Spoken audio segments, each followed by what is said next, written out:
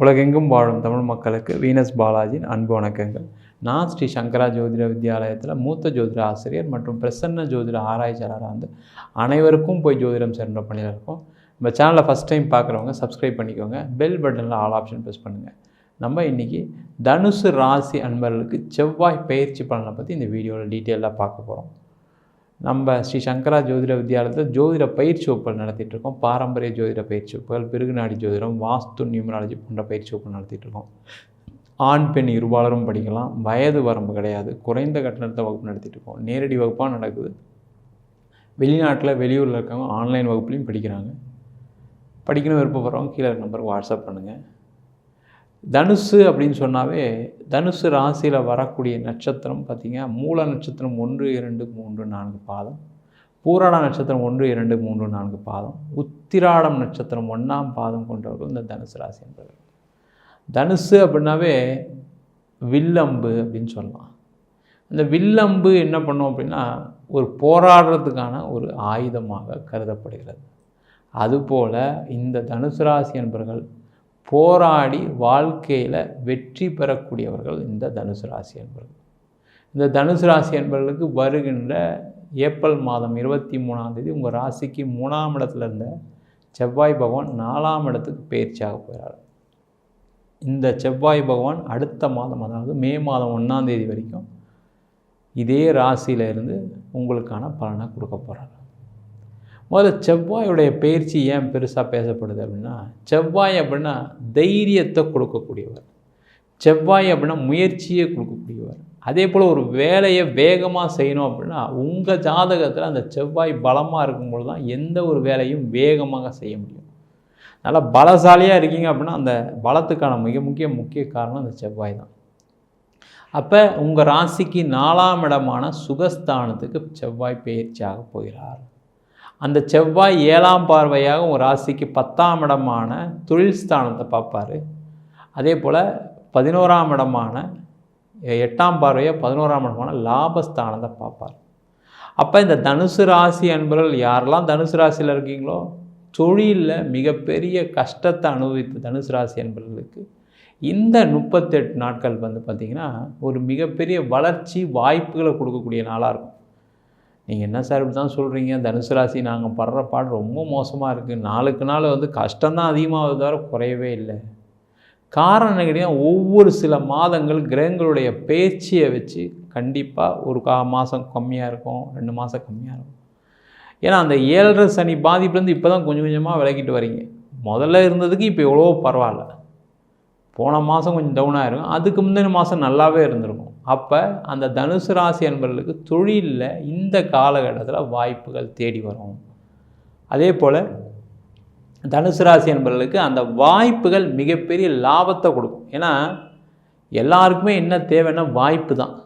அந்த வாய்ப்பு வரும்போது பயன்படுத்தும் போது அது ஒரு மிகப்பெரிய லாபமாகவும் மாறுறதுக்கான ஒரு காலகட்டமாக அந்த 38 நாட்கள் போகுது.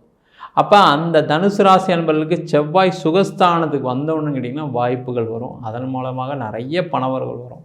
நிறைய தனுசு ராசி அன்பர்களுக்கு இந்த 38 நாட்கள் பார்த்திங்கன்னா நிறைய வரவுகள் வரும். இந்த நாளாக பணம் வரல சார், நான் ஒரு பொருள் சப்ளை பண்ண ஒருத்தர் தரவே இல்லை, அந்த பணம் வந்துடும். நான் ஒருத்தர் கடன் கொடுத்தேன் சார், அவர் கடன் திருப்பியே கொடுக்கல சார், என்ன பண்ணுறது தெரில சார், அவர் தரேன்னு தான் சொல்கிறார் சார், அவரும் நல்லவர், நானும் அப்படியே ஃபாலோ பண்ணிகிட்ருக்கேன், வரல.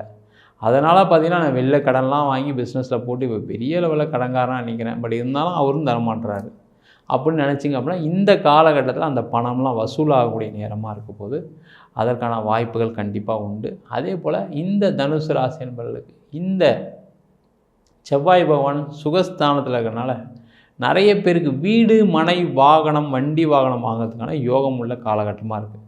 யாரெல்லாம் தனுசு ராசியில் இருக்கீங்க, வீடு வாங்கணும்னு நினைக்கிறீங்க, ஒரு இடம் வாங்கணும்னு நினைக்கிறீங்கன்னா இந்த காலகட்டத்தில் முயற்சி பண்ணிங்க அப்படின்னா கண்டிப்பாக அந்த வீடு, வண்டி, வாகனம்லாம் மிகப்பெரிய உங்களுக்கு ஒரு லாபத்தை கொடுக்கக்கூடிய ஒரு சொத்தாக அமையப்போகுது.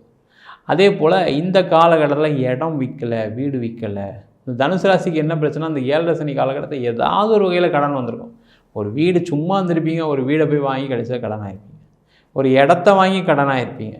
சில பேருக்கெலாம் பார்த்திங்கன்னா ஏதோ நீங்கள் யார் கூடயே போயிருப்பீங்க இடம் பார்க்கறதுக்கு, வீடு பார்க்கறதுக்கு, அது என்ன இருக்கும் கடைசியில் எல்லாம் அவங்கெல்லாம் வேணான்னு விட்டுருப்பாங்க. நீங்கள் சரி ரைட் நம்ம ஒரு இடம் வாங்கினா என்ன ஆச்சு, நம்ம தான் ரொம்ப நாளாக வாங்காமல் இருக்கோம், சரி கொஞ்சம் கடனை உடனே வாங்கி போடுவோம் அப்படின்னு போட்டது வந்து பார்த்திங்கன்னா லாக்காகி உட்காந்துருப்பீங்க. அந்த இடமும் விற்க முடியல, வீடும் விற்க முடியல, பெரிய கடனாளியாக மாறிட்டேன் சார் நான். ஒரு இடம் என்ன கடனாளியாக மாறிடுச்சு, ஒரு வீடு என்ன கடனாளியாக மாறிடுச்சுன்னு இருக்கக்கூடிய காலகட்டம் கடந்த காலகட்டமாக இருக்குது. அப்போ அந்த வீடு இடம்லாம் விற்கக்கூடிய ஒரு காலமாக இந்த 38 நாட்கள். அதனால் நீங்கள் முயற்சி பண்ணிங்கன்னா கண்டிப்பாக இந்த காலகட்டத்தில் அந்த வீடு விற்று அதன் மூலமாக பல நாள் பிரச்சனை. இது வந்து பார்த்திங்கன்னா கொஞ்ச நாள் 2 நாள் 1 வருஷம் 2 வருஷம் இல்லை, ஒரு 5 வருஷமாக நான் ரொம்ப பாதிச்சிட்டேன் சார். அந்த இடம் விற்றுனா என் கடன் எல்லாம் அடைஞ்சிரும், என்னால் எந்த இதுவும் பிரச்சனையும் வராது, அதுக்குள்ளே நான் பட்ட அசிங்கம் அவமானங்கள்லாம் சொல்கிறதுக்கே இல்லை சார் அப்படின்னு நினைக்கக்கூடியவர்கள் இந்த 38 நாட்கள் அந்த பிரச்சனைகள்லாம் தீர்ந்து அப்பாடா இது வரைக்கும் என் பிரச்சனை தீர்ந்துன்னு சொல்லக்கூடிய ஒரு அற்புதமான காலகட்டமாக இருக்க போகுது. அதே போல் வேலை சம்மந்தப்பட்ட விஷயத்தில் இருக்கவங்களுக்குலாம் பார்த்திங்கன்னா வேலையில் உயர் பதவி கிடைக்கும், உயர் அந்தஸ்து கிடைக்கும்.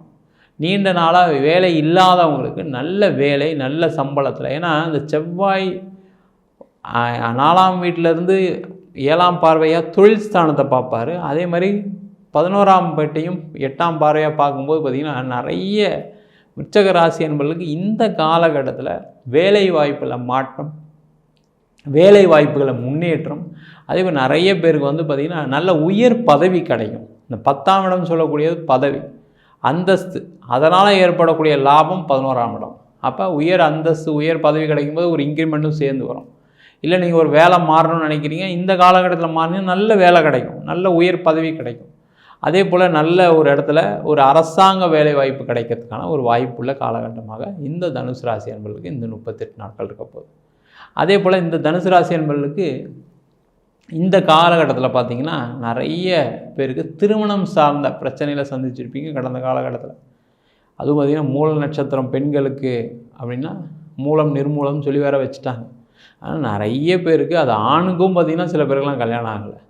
ஒரு மூல நட்சத்திரன்ற காரணத்துக்காக பொண்ணு கிடைக்காம இருக்குது சார், பையன் கிடைக்காம இருக்குது அப்படின்னு சொல்லிட்டு நிறைய பேருக்கு வந்து பார்த்திங்கன்னா அது காரணம் அந்த அந்த நட்சத்திரம்லாம் கல்யாணமே ஆகலையா அப்படின்னு கேட்டால் கல்யாணம் ஆகிருக்கு.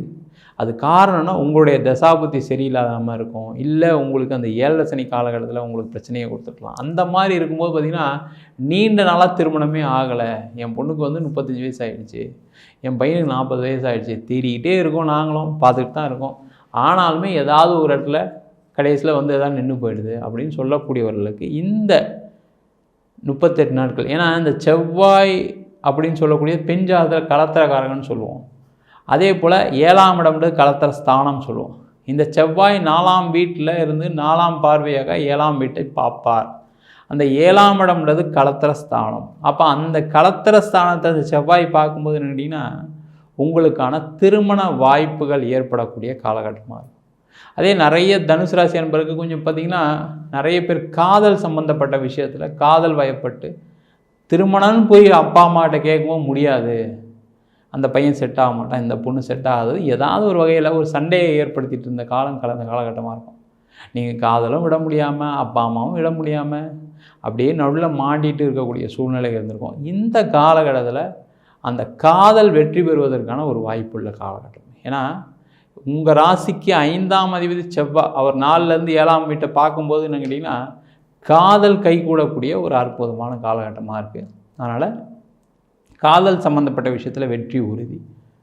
அதே போல் இந்த தனுசு ராசி என்பவர்களுக்கு வெளிநாடு சம்மந்தப்பட்ட விஷயங்கள் அனுகூலமாக இருக்குது. தனுசு ராசியில் இருக்கீங்க, வெளிநாட்டில் இருக்கீங்க, ஒரு பிஆருக்கு அப்ளை பண்ணியிருக்கேன் சார், ரொம்ப நாளாக வரல சார், இந்த வாட்டி வந்துருமானா இந்த 38 நாளில் வரதுக்கு வாய்ப்பு இருக்குது. அதே போல் நான் வெளிநாட்டில் இருக்கேன், வேலை போயிடுச்சு, வேறு ஏதாவது மாறலான்னு பார்க்குறேன், மாறலாமான்னு கேட்டால் ஒரு இடம் மாற்றம் பண்ணணும். ஏன்னா தனுசு ராசி என்பவர்களுக்கு பார்த்திங்கன்னா ஒரு 6 வருஷத்துக்கு ஒரு தடவை ஒரு இடம் மாற்றம் கண்டிப்பாக நடக்கும். ஏன்னா உங்கள் ராசி அதிபதி குரு அப்படின்னால அவர் ஒரு ராசியை ஒரு வருஷம் எடுத்துப்பார். அவர் ஒரு 6 வருஷம் ஒரு ராசியை கடக்கும் போதெல்லாம் பார்த்திங்கன்னா ஒரு மாற்றத்தை கண்டிப்பாக தனுசு ராசி என்பவர்களுக்கு கொடுப்பார். அப்போ ஒரு மாற்றம் வந்துடுச்சு அப்படின்னா கண்டிப்பாக இந்த காலகட்டத்தில் ஒரு வேலை இல்லாமல் இருக்கீங்க அப்படின்னா அதர் ஸ்டேட்டு அதர் கண்ட்ரி, இப்போ நீங்கள் வெளிநாட்டிலே இருக்கீங்க அப்படின்னா அங்கேயே பக்கத்தில் ஏதாவது ஒரு ஊர் மாநிலமுக்கு தேடுங்க, கண்டிப்பாக வேலை வாய்ப்பு கிடைக்கும். அதில் நல்ல சம்பளம் வரதுக்கான வாய்ப்புகள் உண்டு. பயப்படாதீங்க. இல்லை சார் கண்ட்ரியே விட்டுட்டு இந்தியா வந்துலாம் நினைக்கக்கூடிய ஒரு சூழ்நிலாம் சில பேருக்குலாம் இருக்குது. ரொம்ப மோசமான நிலமா இருக்குது சார். ஃபாரினில் வந்து நான் ரொம்ப கஷ்டப்பட்டு சாப்பிட்டுட்ருக்கேன். இந்தியாவிலேருந்து பணம் வாங்கி சாப்பிட்டுட்ருக்கேன். ஃப்ரெண்ட்ஸுக்கிட்டே கடன் வாங்கி சாப்பிட்டுட்ருக்கேன் சொல்கிறவங்க நிறைய பேர் இருக்கீங்க. ஏன்னா அந்த 7.5 சனி காலத்தில் டோட்டலாக எதுவும் பண்ண முடியாத அளவுக்கு சில பேர்லாம் மாட்டினவங்களாம் இருக்கீங்க. அந்த மாதிரி இருக்கவங்களாம் பார்த்தீங்கன்னா கொஞ்சம் அங்கேயே மாறினீங்க அப்படின்னா கண்டிப்பாக உங்களுக்கு வேலைவாய்ப்பு கிடைக்கும்.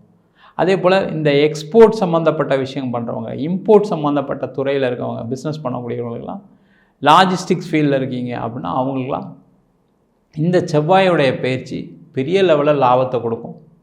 நீங்கள் பொருள் வாங்கி இம்போர்ட் பண்ணி இங்கே சேல் பண்ணலாம், இல்லை ஏதாவது எக்ஸ்போர்ட் பண்ணணுன்னா பண்ணலாம். அதே போல் நீங்கள் வந்து ஒரு லாஜிஸ்டிக்ஸ் கம்பெனி வச்சுருக்கீங்க, உங்களுக்கு ஆர்டர்ஸ்லாம் நிறைய வரதுக்கான, ஏன்னா அந்த செவ்வாய் போய் இருக்கக்கூடிய ராசி மீன ராசி, நீர் ராசி வேறு. அந்த நீர் ராசியில் இருக்கனால உங்களுக்கு எக்ஸ்போர்ட்லாம் வெளிநாடு தொடர்பு நிறைய கிடைப்பதற்கான வாய்ப்புகள் உண்டு. அதன் மூலமாக பெரிய பண வரவுகள் உண்டு. உங்களுடைய வாழ்க்கை தரம் அப்படியே டோட்டலாக மாறி, ஏன்னா 4ஆம் இடம்ன்ற சுகஸ்தானம். அந்த சுகஸ்தானத்தில் இருக்கக்கூடிய செவ்வாய் என்ன பண்ணுவார்னா 4ஆம் பார்வையை 7ஆம் வீட்டை பார்ப்பார், 7ஆம் பார்வையை 10ஆம் வீட்டை பார்ப்பார், 8ஆம் பார்வையை 11ஆம் வீட்டில் பார்ப்பார். ஒரு வாழ்க்கையில் என்னென்னலாம் கிடைக்கணுமோ அதெல்லாம் கிடைக்கக்கூடிய ஒரு இடத்துல செவ்வாய் பகவான் இருக்கும்போது நீண்ட நாளாக மீன ராசிக்கு இருக்கக்கூடிய பிரச்சனைகள்லாம் எதுவாக இருந்தாலும் சரி, கல்யாணம், குழந்தை, திருமணம், சொத்து, பணம், நிறைய லாபம் எல்லாமே ரொம்ப நாளாக அவங்களுக்கு கை கெட்டாத கனியாக இருக்குது. அப்போ அதெல்லாம் கிடைக்குமான்னா இந்த காலகட்டத்தில் முயற்சி பண்ணிங்க அப்படின்னா, ஏன்னா அந்த கோச்சாரத்தில் என்ன பண்ணால் அந்த நாட்களில் முயற்சி பண்ணிட்டுனா அது ரொம்ப நாளாக அப்படியே கொடுத்துக்கிட்டே வரும். அப்போ அந்த மாதிரி ஒரு அமைப்பு இருக்கக்கூடிய காலகட்டத்தில் நீங்கள் முயற்சி செய்தால் வெற்றி உறுதியாக கிடைக்கக்கூடிய ஒரு அற்புதமான நாட்களாக அந்த 38 நாட்கள் இருக்க போகுது. நம்ம சொன்ன பலன்கள்லாம் தனுசு ராசி என்பவர்கள் பொது பலன்கள் தான். உங்கள் ஜாதகத்தில் கூடிய கிரகநிலைக்கு தந்தாப்போ திசாபுத்தி தந்தாப்போ பலன்கள் மாறுபடும். உங்கள் ஜாதகத்தில் ஒரு யோக திசை நடக்குது அப்படின்னா நம்ம சொன்ன பலனோட 4 மடங்கு நடக்கும்.